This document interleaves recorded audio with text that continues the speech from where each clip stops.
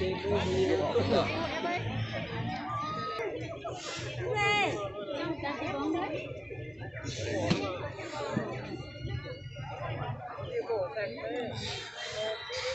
hỏng đâu mà, đây này.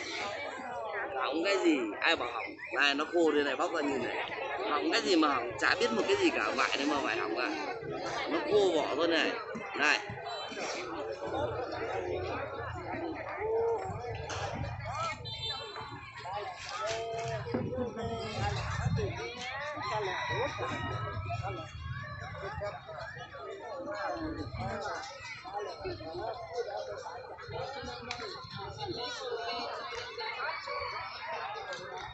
Cô nói gì à? Nói gì? Nói gì nữa nào?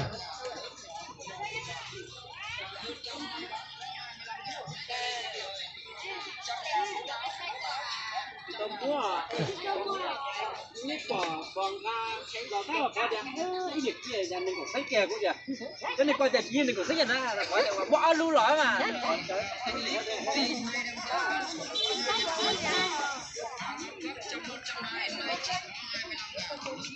của bác nữa này, ăn thịt này.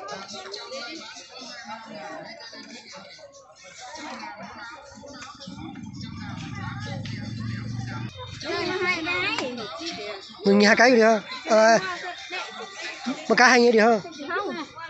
Gạo đất lắm theo ơi. Mua gì đi em ơi? Xin lỗi rồi nhỉ. Không vào đi anh. À. Ăn rồi đi. Lấy gà không chú.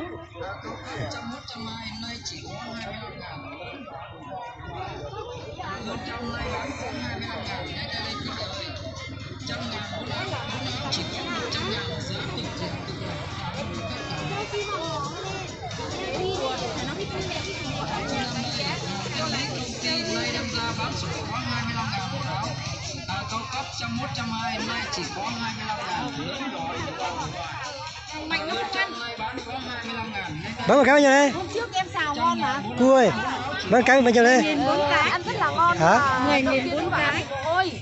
Ăn cái rau kia non kìa, sầu kìa. Cái chỗ kia non kìa.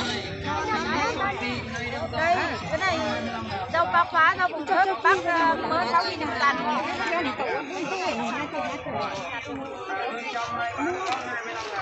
Lấy vừa lấy bác ủi.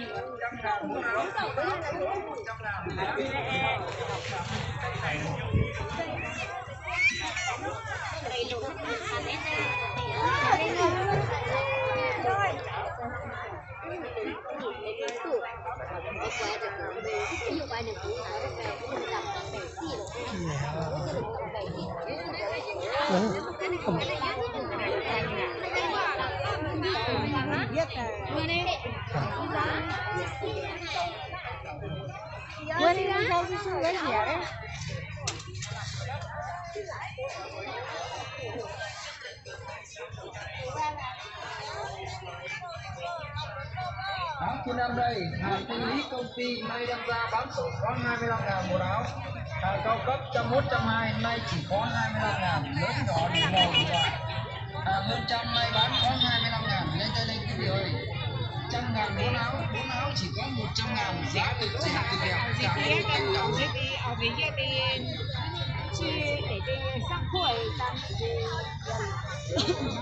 Cho vào cái bánh đi, phải nước thôi, không đâu.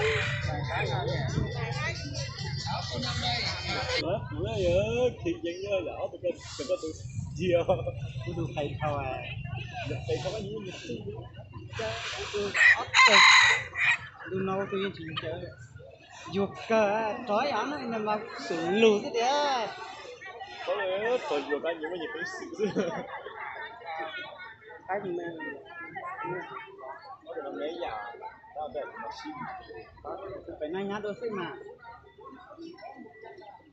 chỉ có đó thì nó không bay ít khẩu tay thì nó chỉ thể hiện là nó có cách nào không? Lại chịu thiệt.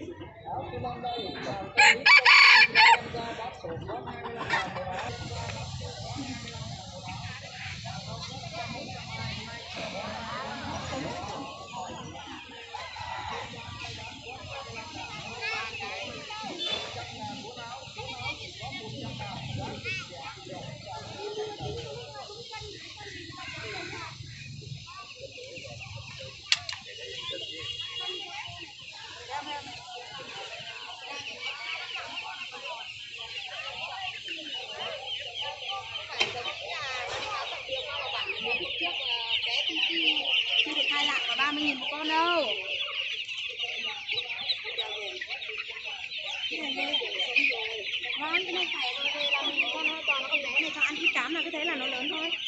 Cứ phải cám ít này. Có bạn bây giờ nó còn bé.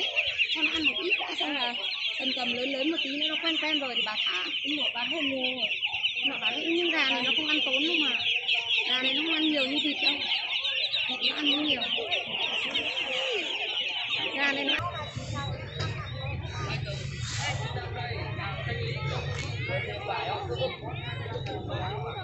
anh cái nào nó không chịu cả bạn hả gặp cái này nhập cái gì mặt à mít bạc à người ta chỉ cu đi bỏ hết mua sản phẩm giá bé cho suy cho tôi không có mít bạc à chỉ nó sẽ có hai cái suất cho con trong một người nữa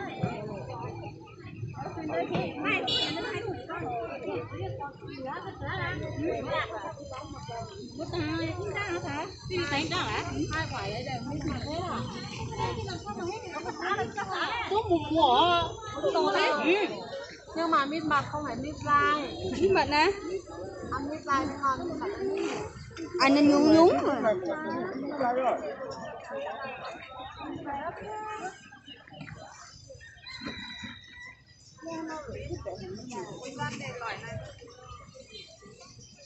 Con nồi đi kéo.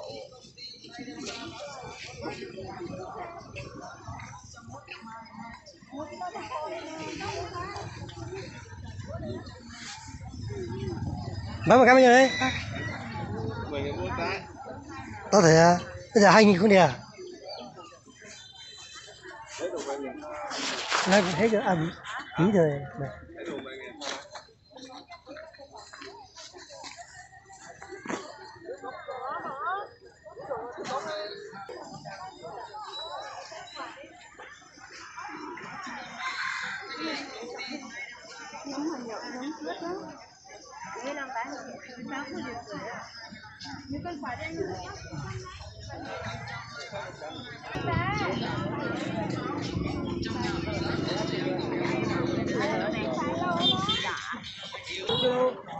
Chứ tới dưới tập cái xe nào là cả hàng đủ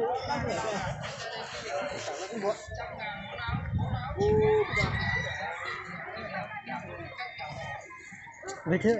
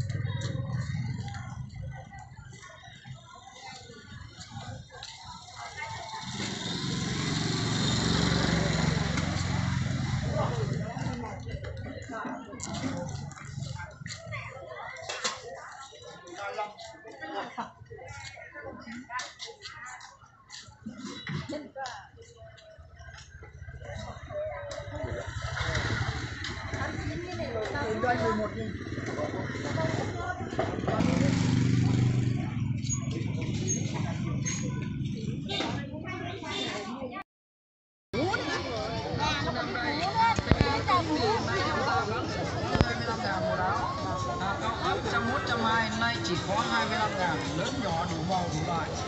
Hàng hơn trăm nay bán có 25.000, đây ta lên cái gì ơi. 100.000 bốn áo chỉ có 100.000, giá cực rẻ cực đẹp. Cảm ơn quý khách đào hộ. Áo Thu Nam đây. mày có nhau trong bao nhiêu chị ơi? Ra bán sổ có 25.000 một áo. 13.000 cân chị cao cấp 101, 120. Vài cái bao nhiêu đấy? 25.000, lớn nhỏ đủ màu đủ loại. Hơn trăm nay bán có 25.000, đây ta lên cái gì ơi. 100.000 bốn áo chỉ có 100.000, giá cực rẻ cực đẹp. Cảm ơn quý khách đào hộ. Cho một cân nhỉ? Một cân rồi anh. Đây, lấy một cân. Không được cô ạ. Lấy 45.000 2 cân. Này lấy đắt rồi mà. Ngọt lịm luôn. Xài 15.000 đâu. Vải này chua chứ nhỉ? Ngọt lịm chứ cô. Ngọt lịm mà. Ngọt lịm luôn. Bao nhiêu một cân? 2.000 Chưa đủ đâu. 2 lạng. Nói 2 lạng thì lấy 2 lạng. ăn mỗi bữa trưa nay cố điên cố ngày mai điên cố rồi. Quả nào cũng ngọt xanh ngọt. Dưa hấu này bao nhiêu chị? Dưa hấu 13.000 thôi.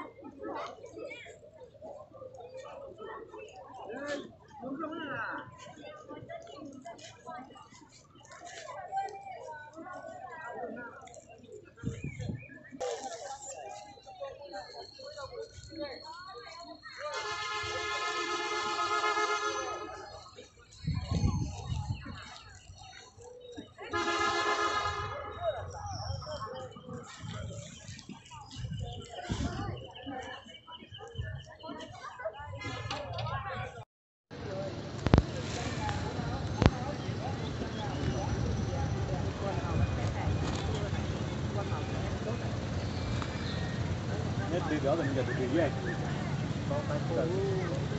Chỉ giàu chỉ có được gì này.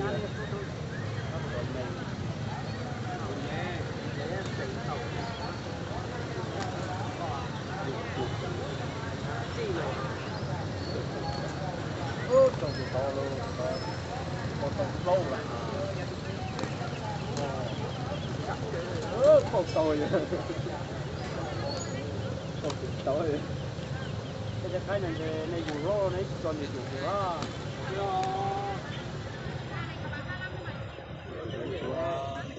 nó được phun tàu phun phát, nó bữa đó nó nhập cái đàn liên được ngặt chạy.